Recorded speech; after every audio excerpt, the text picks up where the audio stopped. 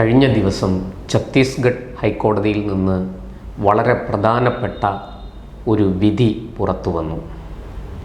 അതായത് അവിടെയുള്ള 8 ഗ്രാമങ്ങളിൽ പാസ്റ്റർമാർക്കും, അതായത് ക്രിസ്ത്യൻ സുവിശേഷം പറയുന്ന പാസ്റ്റർമാർക്കും പരിവർത്തിത ക്രൈസ്തവർക്കും പ്രവേശനം വിലക്കിക്കൊണ്ടുള്ള ബോർഡുകളും ഹോർഡിങ്ങുകളും സ്ഥാപിച്ചിരുന്നു.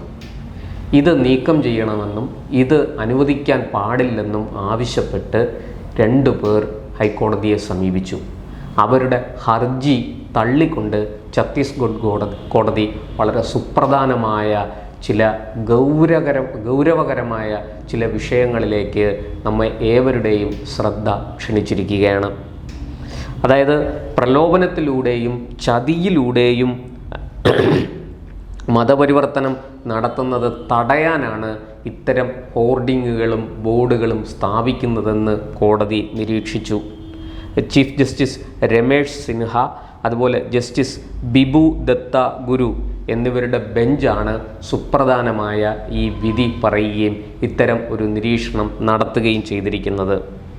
ഈ തദ്ദേശീയമായ ഗോത്ര വിഭാഗങ്ങളുടെ താൽപ്പര്യം സംരക്ഷിക്കാനും ആ താൽപ്പര്യം നിലനിർത്താനും വേണ്ടിയിട്ട് പ്രാദേശിക സാംസ്കാരിക പൈതൃകം അത് സംരക്ഷിക്കാനുമാണ് ബന്ധപ്പെട്ട ഗ്രാമസഭകൾ ബോർഡുകൾ സ്ഥാപിച്ചതെന്ന് ഹൈക്കോടതി വിധിയിൽ ചൂണ്ടിക്കാട്ടി. കാങ്കർ സ്വദേശി ദിഗ്ബൽ തണ്ഡി, അതുപോലെ ബസ്തർ സ്വദേശി നരേന്ദ്ര ഭവാനി എന്നിവരാണ് ഹർജികൾ സമർപ്പിച്ചത്. ഇത് ക്രൈസ്തവരോടും മതനേതാക്കളോടും ഉള്ള ഒരു വിവേചനമാണ് എന്നാണ് ഹർജിക്കാർ വാദിച്ചത്. ഇതിനെ സംബന്ധിച്ച് ഈ പാസ്റ്റർമാരും പരിവർത്തിത ക്രൈസ്തവരും ഗ്രാമങ്ങളിൽ പ്രവേശിക്കുന്നതിനെ തടയാനും അതിനെതിരെ പ്രമേയം പാസ്സാക്കാനുമൊക്കെ ഈ ഗ്രാമസഭകൾക്കും ജില്ലാ പഞ്ചായത്തുകൾക്കുമൊക്കെ അധികാരം നൽകുന്ന ചില കാര്യങ്ങൾ അവിടെയുണ്ട്, നിയമം മൂലം തന്നെ. അതായത് പഞ്ചായത്തുകൾക്ക് സാംസ്കാരിക പൈതൃകം സംരക്ഷിക്കാൻ അവകാശം നൽകുന്ന 1996 പെസ നിയമത്തിൻ്റെ 5-ാം ഷെഡ്യൂളിൽ ഭാനുപ്രതാപ്പുരിലെ ഗോട്ടിയ ഗ്രാമപഞ്ചായത്ത് ഇത്തരമൊരു ബോർഡ് സ്ഥാപിച്ചിട്ടുണ്ട്. അതായത് ഈ പെസ എന്ന് പറയുന്ന നിയമം ഈ 96 പാസ്സാക്കിയതാണ്. അന്ന് അവിടെ കോൺഗ്രസ് ആണ് ഭരിച്ചുകൊണ്ടിരുന്നത്. അന്നത് ശരിക്കും മധ്യപ്രദേശാണ്. 96 ഛത്തീസ്ഗഡ് രൂപീകരിക്കപ്പെട്ടിട്ടില്ല എന്നാണ് എൻ്റെ അറിവ്. ആ സമയത്ത് അവിടെ നിർബന്ധിത മതപരിവർത്തനം നിരോധിച്ചതും കോൺഗ്രസ് സർക്കാരാണ്. വലിയ തോതിൽ ഈ ആദിവാസി വിഭാഗങ്ങൾക്കിടയിൽ നിന്ന് കൂട്ട മതപരിവർത്തനം നടക്കുന്നൊരു കാലമായിരുന്നു അതൊക്കെ. അതുകൊണ്ട് തന്നെ അതിനെ തടയാൻ വേണ്ടിയിട്ട് അവിടെ വിവിധ നിയമങ്ങൾ ആവിഷ്കരിക്കപ്പെട്ടു.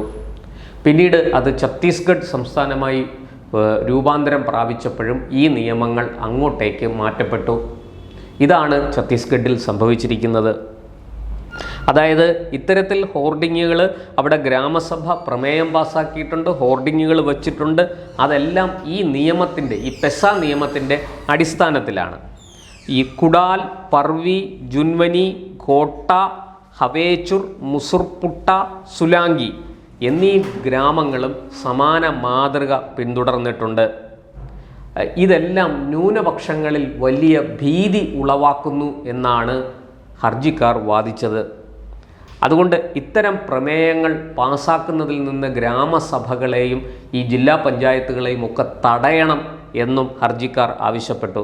ഭരണഘടനയുടെ 25-ാം അനുച്ഛേദം ഉറപ്പു നൽകുന്ന വിശ്വാസ സ്വാതന്ത്ര്യം, അതുപോലെ ഈ മതപരമായ കാര്യങ്ങൾ ചെയ്യുന്നതിനുള്ള സ്വാതന്ത്ര്യം, അതിനൊക്കെ എതിരാണ് ഈ നടപടി. ഈ പെസ നിയമം അനുസരിച്ച് ഇത്തരം ബോർഡുകളും ഹോർഡിങ്ങുകളും സ്ഥാപിക്കുന്ന നടപടി വിശ്വാസ സ്വാതന്ത്ര്യത്തിന് എതിരാണ്, മതവിശ്വാസം സംരക്ഷിക്കാനുള്ള നടപടികൾക്ക് എതിരാണ് എന്ന് ഹർജിക്കാർ വാദിച്ചു. എന്നാൽ ആരാധനാ കേന്ദ്രങ്ങൾ, ആരാധനാ സമ്പ്രദായങ്ങൾ, തനത് ആചാരങ്ങൾ, ജീവിതശൈലി എന്നിവ സംരക്ഷിക്കാൻ പെസ നിയമം ഗോത്ര ഗ്രാമങ്ങൾക്ക് അധികാരം നൽകുന്നു എന്നാണ് കോടതി നിരീക്ഷിച്ചത്. ഇത് അഡീഷണൽ അഡ്വക്കേറ്റ് ജനറൽ YS ഠാക്കൂറും ഈ വാദം ഉന്നയിച്ചു. അതിനെ കോടതി സ്വീകരിക്കുകയായിരുന്നു. എതിർപ്പുള്ളവർ റവന്യൂ അധികൃതരെ വേണം സമീപിച്ച് ഇതിൽ മാറ്റം വരുത്തേണ്ടത്, അല്ലെങ്കിൽ ഈ ഹോർഡിങ്ങുകളും ബോർഡുകളും മാറ്റേണ്ടത്.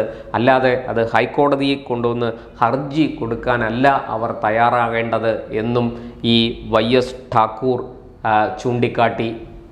ഇത് ഛത്തീസ്ഗഡിനെ സംബന്ധിച്ചിടത്തോളം വളരെ സുപ്രധാനമായ ഒരു വിധിയാണ്. നമുക്കറിയാം, അവിടുത്തെ ആദിവാസി മേഖലകളിൽ കൂട്ടമതപരിവർത്തനം നടക്കുകയാണ്. പ്രലോഭിപ്പിച്ചും ഭീഷണിപ്പെടുത്തിയും വാഗ്ദാനങ്ങൾ നൽകിയും ഒക്കെയാണ് അവിടെ മതപരിവർത്തനം നടക്കുന്നത് എന്ന് ഹിന്ദു സംഘടനകളടക്കം ആരോപിച്ചിട്ടുണ്ട്. ഈ സമീപകാലത്ത് തന്നെ ഛത്തീസ്ഗഡിൽ നിന്ന് പെൺകുട്ടികളെ ആഗ്രയിലേക്ക് കൊണ്ടുപോകാൻ ശ്രമിച്ച 2 മലയാളികളായ കന്യാസ്ത്രീകൾ പിടിയിലായതും അതിനെ ചൊല്ലിയുണ്ടായ വിവാദവുമൊക്കെ നമുക്ക് അറിവുള്ളതാണ്. ഒടുവിൽ കേരളത്തിൽ നിന്ന് BJP അധ്യക്ഷൻ രാജീവ് ചന്ദ്രശേഖർ ഇടപെട്ടിട്ടാണ് അവരുടെ മോചനം സാധ്യമാക്കിയത്, അവർക്ക് ജാമ്യം ലഭിച്ചത്. ആ കേസ് ഇപ്പോഴും തുടരുന്നു.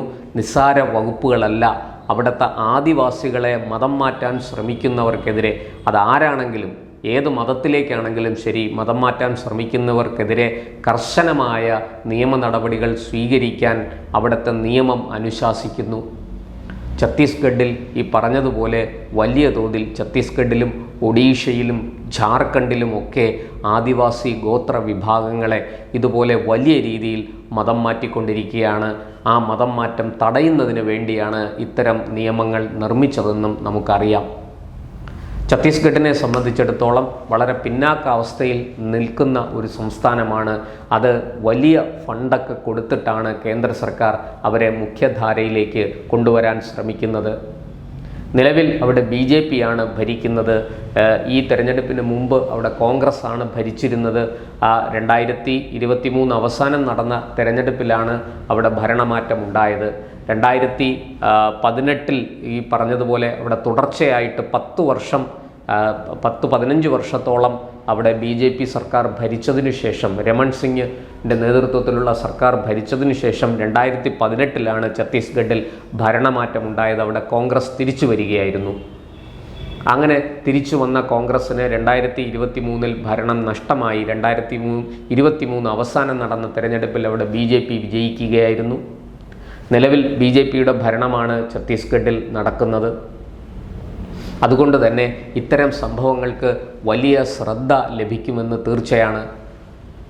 ഹിന്ദു സംഘടനകൾ ഇത്തരം മതപരിവർത്തന ശക്തികളെ ശക്തിയുക്തം അവിടെ എതിർത്തുകൊണ്ടിരിക്കുകയാണ്. പലപ്പോഴും ഇവർ തമ്മിൽ സംഘർഷമുണ്ടാകാറുണ്ട്.